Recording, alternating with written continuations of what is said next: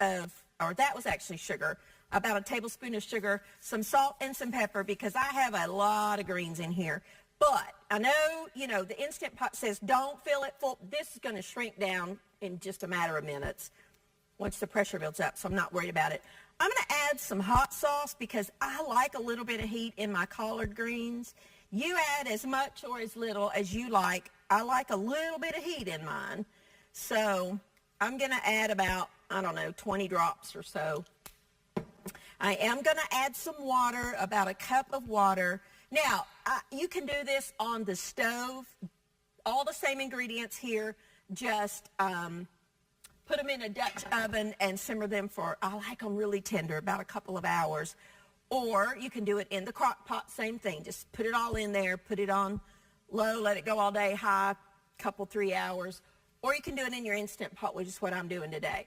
I fried up some bacon for our corn recipe, and I'm going to use the drippings in my Instant Pot. Now, if you don't have bacon drippings or bacon period, and you have a ham hock, use a ham hock. You could use some salt pork, just something to add some flavor. Remember, this is Southern collard greens, and this is one of my favorite dishes to eat. I absolutely adore collard greens. So I'm going to put my lid on. Got it going here so you can see what I'm doing. And I got it backwards. Make sure it's closed. Make sure the little thing is on sealing. I just use my manual button. I'm doing it backwards here. And I'm going to do it for 10 minutes. Now, it takes a few minutes for it to build up its pressure. But I tell you, that's all you got to do right there. And it's done. When it's cooked, we'll stir it all together. It will be fabulous. The Instant Pot has just become one of my most favorite tools to use in the kitchen. Once it beeps and says on, that's all you have to do. Let it do its thing. We're going to get started on the biscuits because they take a few minutes to make and a few minutes to cook in the oven. I have here 3 cups of flour. Get all my ingredients out here so we can talk about it. There are 1,001 recipes for biscuits out there, and I make several different kinds. This particular one is called Mile High Biscuits. So I have here some all-purpose flour. I'm going to add some baking powder, some cream of tartar, about 3/4 of a teaspoon of cream of tartar, about 3.5 tablespoons of baking powder. Remember, these are going to be sky high. Teaspoon or so of salt, a couple teaspoons of sugar. That's it. We're going to whisk all that together. If you have a sifter and you want to sift it, go right ahead. I just like to whisk it in the bowl. Unless it's really, really lumpy, then I'll run it through a sieve, but I hardly ever do that. I just use my sifter and it works, or my whisk, and it works great. I have 1 egg and 1 cup of milk that I am going to beat my egg in the milk before I add it. Get that ready to go. Got to have some kind of fat. Today I am using just solid shortening. You can use butter if you want, but I like the flakiness that this gives. I'm going to cut it into cubes just to make the next part of this a little easier. Just put it in there. This is 3/4 of a cup of just solid shortening. If you want to do half and half butter and half solid shortening, you can do that too. Those pieces do not have to be precise. What you want to do is get your fingers in there and kind of coat those a little bit with flour. Now, I'm using my pastry cutter. This is a really handy little tool to have. If you don't have one of these, you could actually do this step in your food processor and just pulse it a little bit. Or you can take 2 knives and crisscross it in there to cut in the butter. You could even use your fingers and rub it between your fingers. There's many, many ways, but this is a handy little tool to have in your kitchen. Really does a great job of cutting in the butter or shortening into your flour mixtures, or really anything you're doing. It's a good multitasker in the kitchen. I'm not big on tools that only do one thing. But this is really handy for lots of different things in the kitchen. I think that's probably good. I'll show you what you want. You want to have pieces about like this. You want to see some visible chunks of the flour. That's why I'm wearing an apron today, because I really don't want to get this all over me. Lord knows I'm messy enough in the kitchen. Make a well in the middle of your flour mixture, and then pour your milk and egg in there. Some people call these angel biscuits baking powder biscuits because it does have a lot of baking powder in it, which is what causes it to rise up. You want to start in the middle, and I just use a fork to stir that flour in to the egg mixture. Have some extra flour by the side, because you might need it. All right, once you get that pretty much mixed in, let me grab a flat little spatula. Work in that flour. You will need a good surface to work on. Your counters are fine. Once you get most of that in there, take a little bit of your flour and put on your board, and then turn your dough out onto your work surface, getting all that out of there.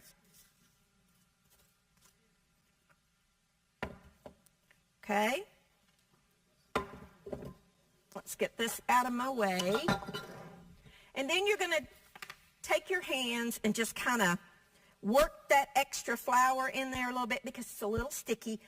It will, you've heard me say this many, many, many times. It will depend on the humidity in your room as to how much flour you're going to need. You don't want to over knead it, but you don't want it to be sticky. You want to have a baking sheet, and I've got mine lined with a little bit of parchment paper. Your oven will need to be preheated to 450 degrees. All right, you see how that's just coming together very, very nicely. Okay, pat it into a little square, and then take your rolling pin and roll it out. It doesn't take that much effort to make homemade biscuits, and let me just tell you, they are so much better than, you know, anything you're gonna buy. They really do taste good. All right, it depends on how thick you want yours. Now, you can cut them in squares, or you can use a little round cutter, which is what I'm gonna do. And I like to just line my parchment paper with these. And I do like my sides to touch, because that way they build on each other and they rise a little higher. I'm just going to cut the rest of these out, re-roll my scraps just like you saw me do. Line these, put these on my sheet, and then I'm going to pop them in a 450 degree oven for about 12 minutes or so until they are golden and done. And when I come back, I'll have this mess cleaned up, and we're going to get started on some corn. I'll be back in just a minute.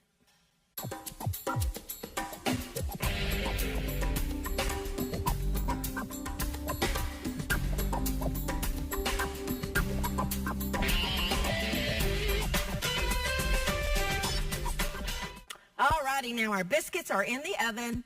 Our collards are coming up to temperature. They're not quite ready yet. The way that you know your crock pot, or your, not your crock pot, but your Instant Pot is up to steam, there's a couple of safety tips here I want to go over. Do not move that once you have it on seal over to steam or release, because the steam will come boiling out of there and you could burn yourself. I always put a towel or something over that when I want to release the steam, but leave it be for the time being. Okay, see, it just went over to 10 minutes from on to 10. That tells me the pressure cooking is on, and it will start counting down from there. Now, we're going to make some sauteed corn. Remember, we are doing A southern vegetable plate, and I love corn on the cob. So I have here some fresh corn that I'm going to cut off the cob. I want to show you an easy way to do it. Take a bundt pan, put your ear of corn, and then cut your kernels off the cob, and they go down in the bowl of the bundt pan. And not everywhere. If you don't have one of these, you can take a big bowl, take a little bowl and flip it upside down and do the same thing. It really is a good way to get that corn easily off. If you do it on your cutting board or, on your countertop, you're going to end up with corn everywhere. Done it many times. Let me move my trash can over. So I have here about, I have 8 ears of corn. I have my skillet preheating. I'm used to using a nonstick skillet. I'm using the skillet that I cooked my bacon in, because I'm actually going to add some of the bacon drippings, a couple of tablespoons of baking drippings. In my refrigerator, I have a metal container that I ordered off Amazon that I just keep my bacon drippings in. So every time I cook bacon, I just pour the drippings in there and I keep them.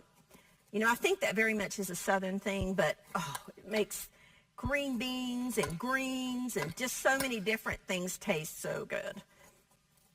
Because I love bacon, and everything to me tastes better with bacon in it. Pretty much anything.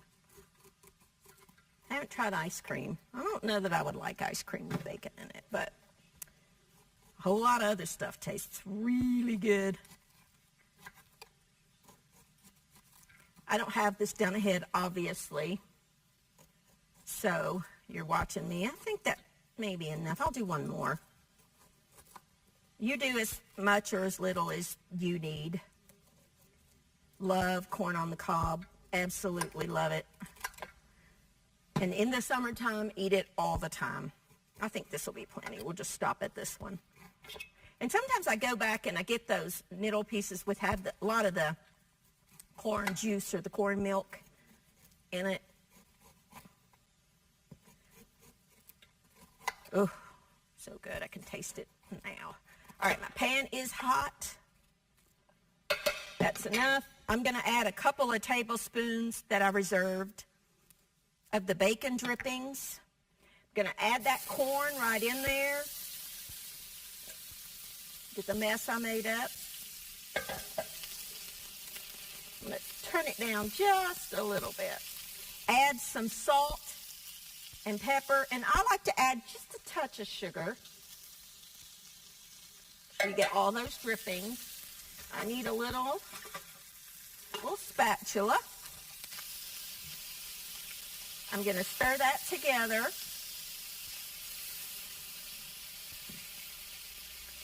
I'm going to get a little bit of water, about a cup of water or so. It's not an exact science. Just a little bit of water, because I want that corn to kind of steam. That water will evaporate. Let's get that on there. If you want to add a little bit of butter, which I probably will in just a few minutes, I like to add a little butter to mine. And you've got an absolutely delicious, delicious southern corn, fried corn. Sauteed corn really is kind of what it is. It's really good. Now, in this pan, I'm going to make a classic southern dish. Now, I went ahead and peeled my potatoes before we came on, because y'all don't need to see me peeling potatoes. Fried potatoes, because in the South, you need fried potatoes. And they're just so easy and so good. You will need a kind of a large skillet. Keep an eye on your corn. You will need some kind of oil. I'm using olive oil. Get my pan on.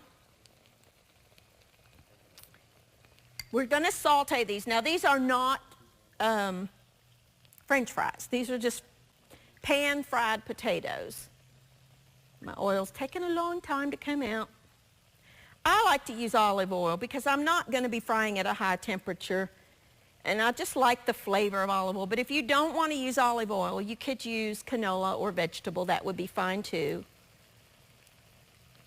All right, we want to heat that oil before we put our potatoes in there.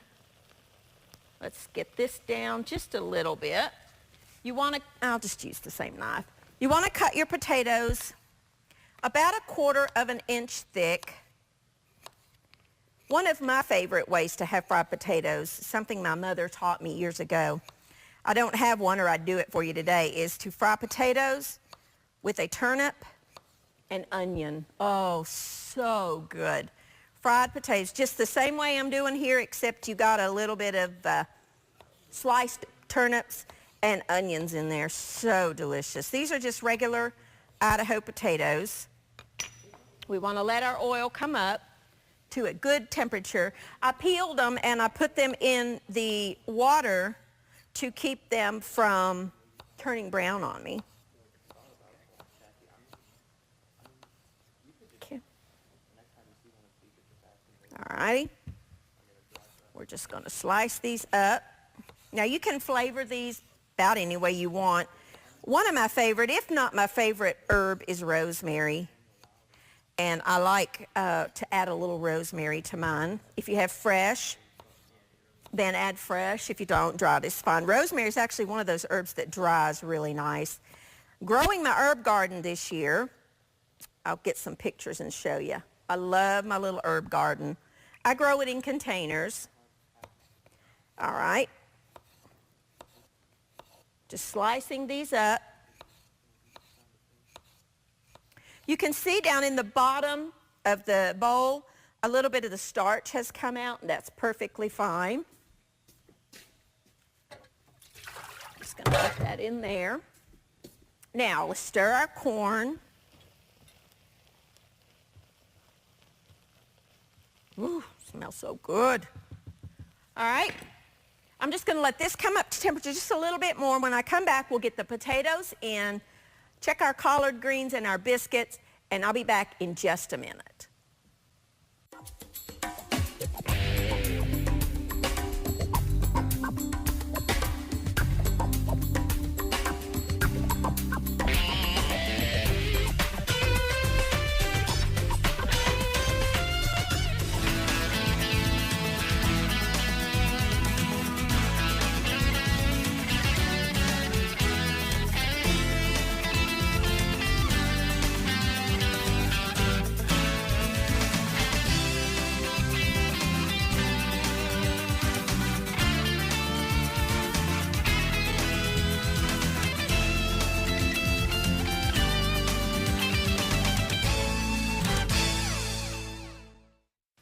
Alrighty, now let's turn our corn down because it's about done. Just takes a minute. Oh, it's so good. Most of that water's evaporated. Our oil is up to temperature. Be careful adding your potato slices. I like to just kind of stand back and add my slices in there. Might have to do them in batches, but again, we're really not making French fries. We're making fried potatoes, so they're not going to all be golden brown like a French fry. I think our biscuits are probably done. Our greens are done. They've gone, it has switched over to what's called LO2, O3 will go up. That means it's keeping it warm. Let's get a little spatula there. Stir those around. I'm going to add some salt and pepper and rosemary. I'm just going to sprinkle that all over. I don't like that. I'm not liking that spatula. Let me get a different one. Isn't it funny how you get used to certain utensils or so in your kitchen? All right, we're just going to let those hang out. Just wanted to get them stirred. Let's get our biscuits. I'm going to add just a touch of butter to my corn. Let that be melting in there. You don't have to do that part, but why wouldn't you? It's delicious. All right. Now our biscuits are done. Oh, golly.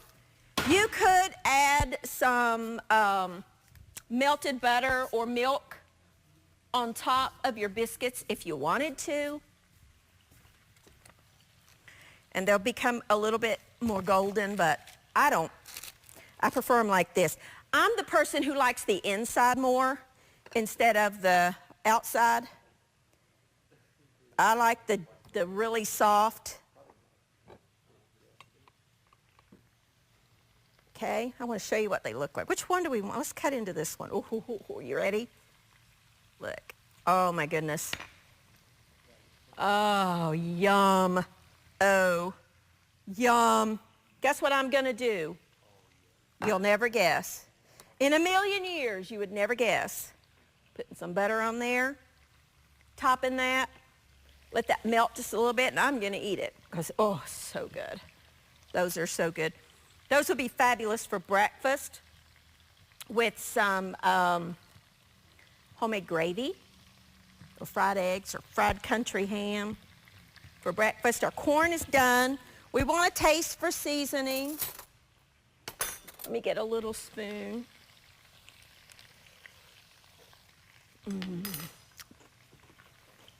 It's delicious. Now, our potatoes are frying. Let's turn those over.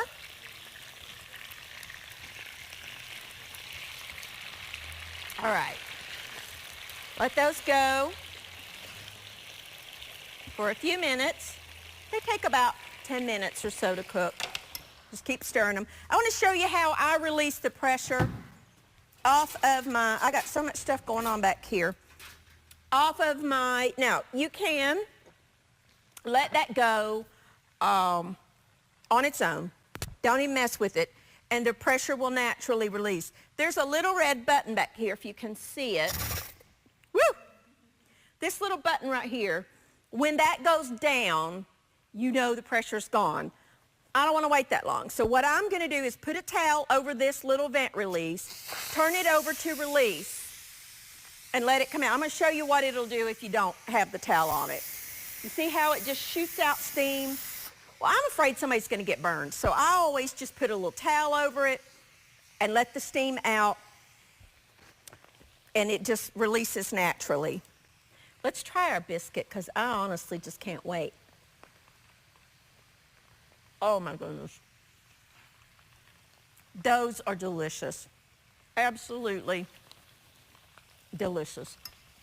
This is a perfect meal for me, just vegetables. I'm happy just having vegetables, and it's really inexpensive. You know, corn right now is in season, so it's, you know, you can get like 4 ears of corn for $1. Potatoes are usually always inexpensive. A little bit of flour and shortening, and you've made your own homemade biscuits. Collard greens. Greens are, I think those are like $3 a bag, $2 and something a bag. And this is a delicious, delicious dinner any day of the week. Absolutely any day of the week. All right, let's see where we are. Nope, see, it's still steaming. I really want to show you how you can tell when your Instant Pot is done. I think Instant Pots intimidate a lot of people. They're a little bit afraid to use them. You know, it's just, they're wonderful. And I have a stovetop pressure cooker made by a company called Fagor that I love. But that has been replaced by this. This is pressure cooking. It's just electric, and it just is so easy and simple to do, and it really tastes, I think the food tastes moister and more delicious. Sometimes, just to double check, I will take a knife or something and see. If that stays down, then you know the pressure's good and gone. I never, ever want to open that while that little thing is up. See, the steam is almost completely gone now. So we can open up our pressure cooker, and it'll ding at you. I like to go ahead and unplug mine. Now, you saw, oh, golly, you saw how full, I don't know how to get this out of here without burning myself. Let me grab a I know. A wet towel, by the way, transfers heat a lot, and you will burn yourself. So don't do that. Get it dry. I just want to show you. You saw how full it was. Now you see it shrunk down so much. So what I like to do now is take a spoon and stir that all together. Your glasses will steam up. You could cook this I did it for 10 minutes, but you could cook it for, if you want them a little more,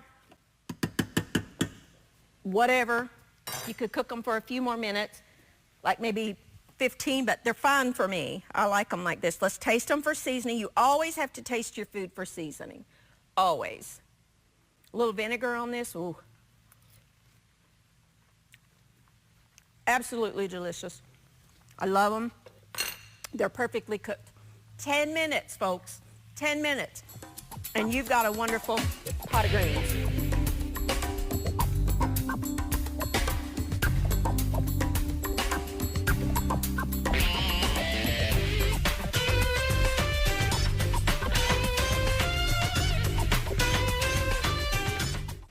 Alrighty now, everything is done. Here are our fried potatoes. I just take them out as they get a little bit golden and just let the rest go. Here's our corn. I did sprinkle some reserved bacon over top. If you don't have any bacon, don't worry about that.